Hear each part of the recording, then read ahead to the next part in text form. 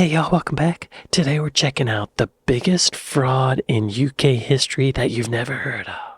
July 1866, one of the wealthiest men in Victorian-era Britain was imprisoned here at York Castle after spending the last 7 years hopping between hotels in France, avoiding the British justice system. And Y'all, be sure to go to Britmapped and like and subscribe. Hidden Britain.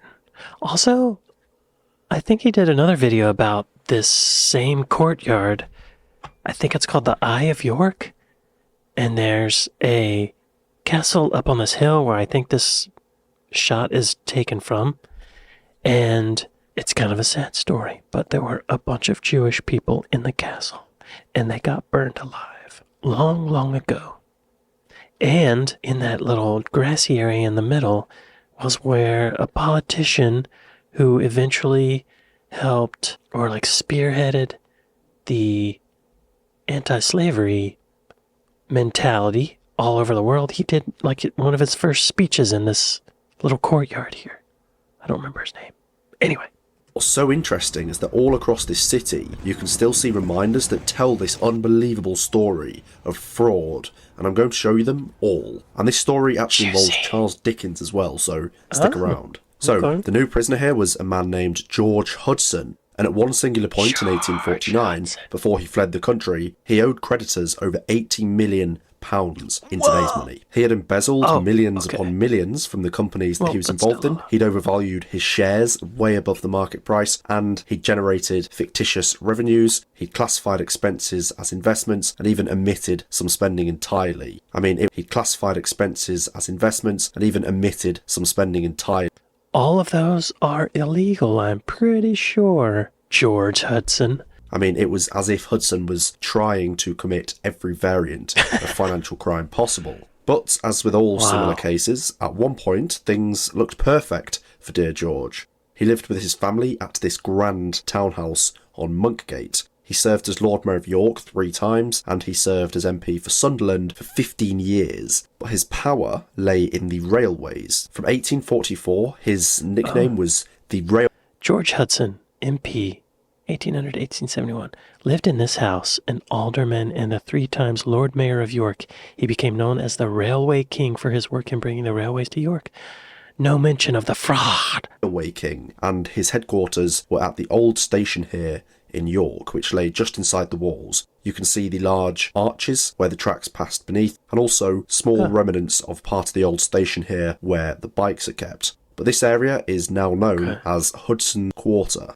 But it wasn't just that he brought railways to York. He quite literally controlled 1/3 of all railroads in Britain during the railway mania of the 1840s, a period where rail lines were just shooting up across the country following the success of the world's first inner-city railway line in 1830 between Liverpool and Manchester, also in the north of England. And of this railway mania, Hudson was at the heart of it all. And by the way, he did not hail from an established family. He was the 5th son of a farmer in the small village of Halsham near York. Both his parents had passed by the time he was 8, and he was forced to move to York at 15, working in a draper's shop here near the Minster. Wow.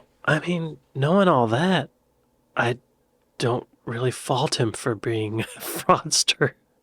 He's just trying to get ahead. What did he do, though? I want to hear more about this before I pass judgment.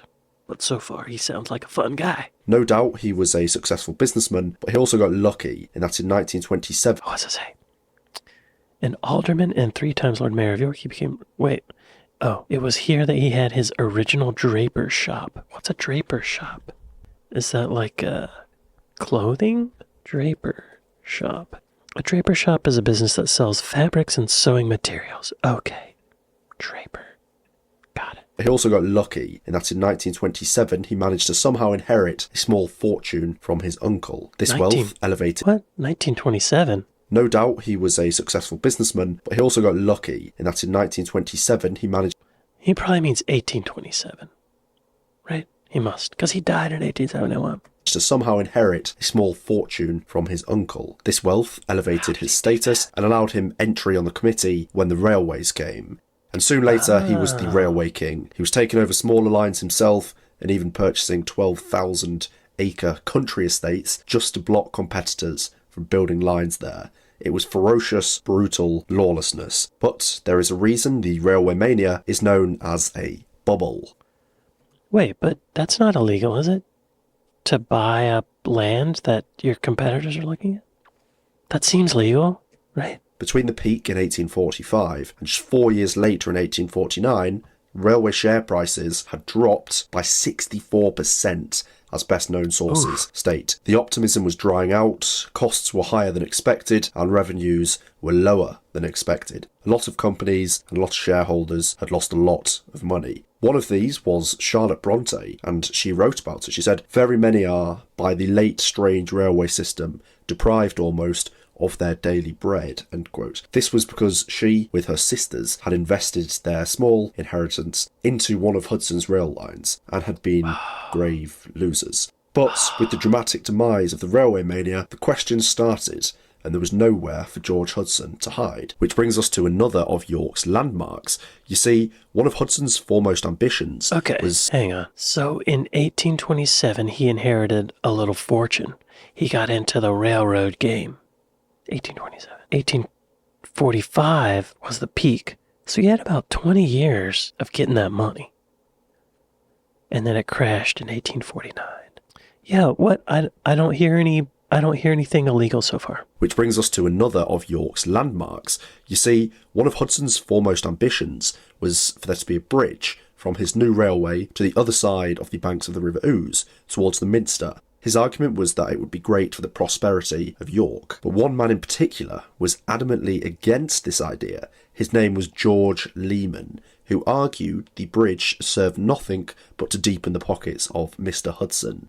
This George Lehman now has a statue on Lehman Road near the... That's not illegal either, right?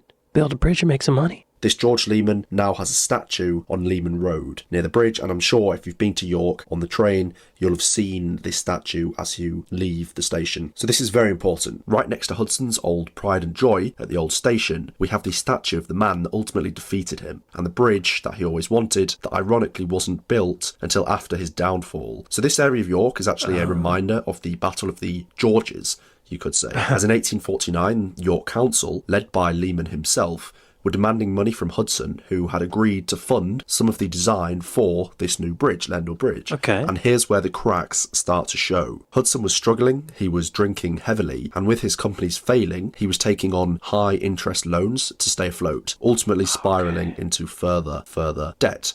Those once loyal to him were starting to abandon ship, and the inquiries into his practices had begun. Soon after, many different entities were coming after Hudson, claiming he had acted unlawfully and demanding repayment from him, based on the accusations I stated at the very start of this video. He was forced to resign from nearly all of his directorships. He was actually replaced as chairman of the York Newcastle and Railway Line by none other than George Lehman himself. Hudson, the man who York Civic Trust states was once the richest man in Britain at his peak, had been well and truly defeated after the burst of the railway mania bubble. He'd now sold all of his estates and his grand townhouse in Knightsbridge in London to cover his debts, but it still wasn't enough. However, it wasn't until 10 years after his downfall... Hang on. Okay, so he promised Lehman he was going to pay to have this bridge designed and built. Lehman went to him for the money. He didn't have it.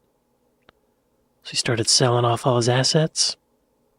I still don't see the illegality yet. Still wasn't enough. However, it wasn't until 10 years after his downfall that he fled the continent, because he remained as MP for Sunderland until 1859, and at that time that gave him protection from imprisonment. But 7 years after fleeing, Hudson returned, as he believed he could win the election to become MP for Whitby, but he was arrested just before the election. Two of his biographers actually suggest George Lehman again was behind the arrests. But anyway, that brings us the full loop to where we started. Hudson was now in prison, but something much more tragic. For what? For what? Debtor's prison? Okay, I'll keep listening. George Lehman again was behind the arrests. But anyway, that brings us the full loop to where we started. Hudson was now in prison, but something much more tragic actually took place, and it has a potential connection to Charles Dickens. This incredible research is thanks to John Shaw from York Architectural and York Archaeological Society. So, you may remember I said Hudson worked as a draper when he came to York at 15 years old. Well, by the age of 21, he was actually married to the owner's sister, becoming a partner himself. The other owner was Richard Nicholson, so the firm became Nicholson and Hudson Drapers. Well, even beyond this business, throughout Hudson's following great ventures, he kept Nicholson as the treasurer for most of these ventures. He was the auditor of accounts for the York and North Midland Railway as well. They were very loyal to each other, but of course, by 1859, Nicholson was also being chased up for his role in the fraudulent schemes, and it was all too much for him. He was reportedly acting very strange for a few weeks, and then his body was found in the River Ouse near Lendal Bridge. He'd ended his misery at the age of 56. But it's in the trial of this death where it gets interesting and connects to Dickens. You see, there were witnesses who saw Nicholson acting odd near the river on that night. One of these witnesses was called Uriah Hesp, but it was printed in the press as Uriah Heep. Now, we know Dickens was a frequent visitor of York at the time, as his brother, Alfred Dickens, was an engineer on the railway here. Dickens' own favourite of his novels was David Copperfield, a book named David Copperfield. Now, the prime antagonist in this book was named Uriah Heep. The novel was serialised in the same year as Nicholson's death, so it's highly likely the inspiration came from this event. So all sorts of connections here. But overall, George Hudson, let's evaluate.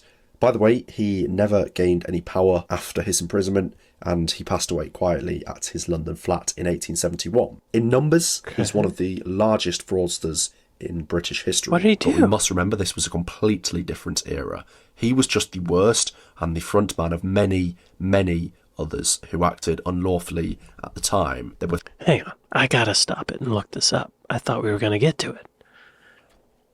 George Hudson. I'm not hearing any specific fraudulent activity. Okay, so he was imprisoned for debt. He never named any of his co-conspirators. That's respectable. In 1827, his great-uncle Matthew Bowtrill fell ill, and Hudson attended it at his bedside. And thanks for this, the old man made a will leaving him his fortune of £30,000, equivalent to about £3 million in 2023.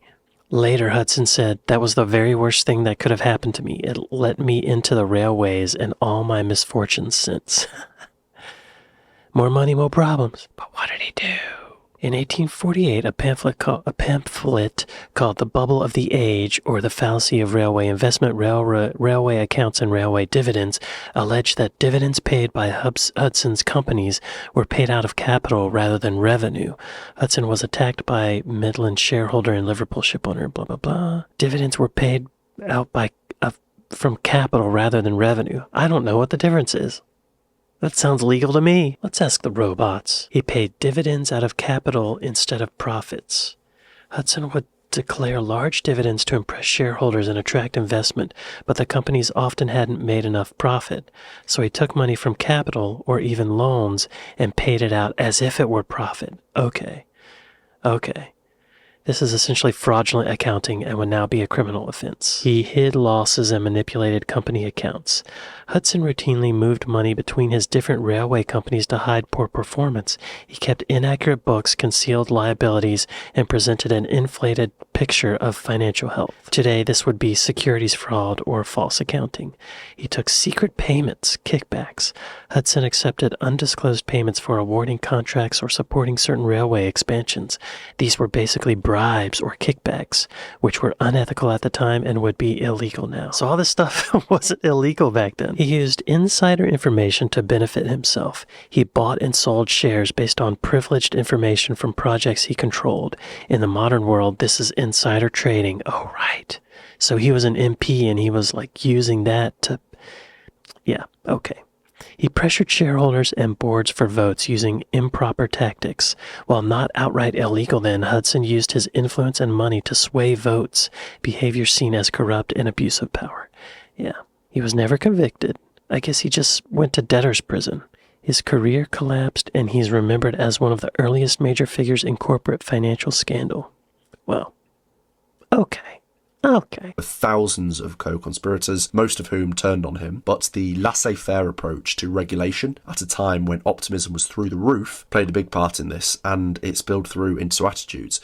Even after Hudson's fall, he had many supporters and friends, admirers in York and elsewhere across the country. Some of these actually paid for him to be released from prison. Wow. The reason the railway bubble collapsed was not necessarily due to fraudulent schemes. That just exacerbated the root cause of extreme over-optimism about this new technology, as we see in pretty much every bubble that has happened since. Also, although built on the basis of fraudulent schemes, thousands of miles of railway was built in this time, and 1,000 of that was by Hudson's enterprises. Wow. And this was very useful during the industrialisation of Britain, and it's a big moment in our country's history. So it wasn't all that bad, but for George, he remains infamously one of the largest fraudsters in British history. Wow. All that stuff he was doing wasn't illegal back then. It was just, it got him into debt. And he went to debtor's prison. That's wild. But if it wasn't for him, there'd be a lot less railroads in Britain, right? And maybe the Industrial Revolution wouldn't have been as much of a revolution without him. I like him. I like him. I'm a George Hudson supporter. Free George Hudson. Give him a medal of honor. Give him an honorary doctorate. Give him that OEM. Is that what it's called? You know, the royalty thing. Give him that. Knight him. He should be Sir George Hudson. Master fraudster. Well, y'all be sure to go to Britmapped and like and subscribe. I'd like to thank my patrons. I'd like to thank my Buy Me a Coffee folks.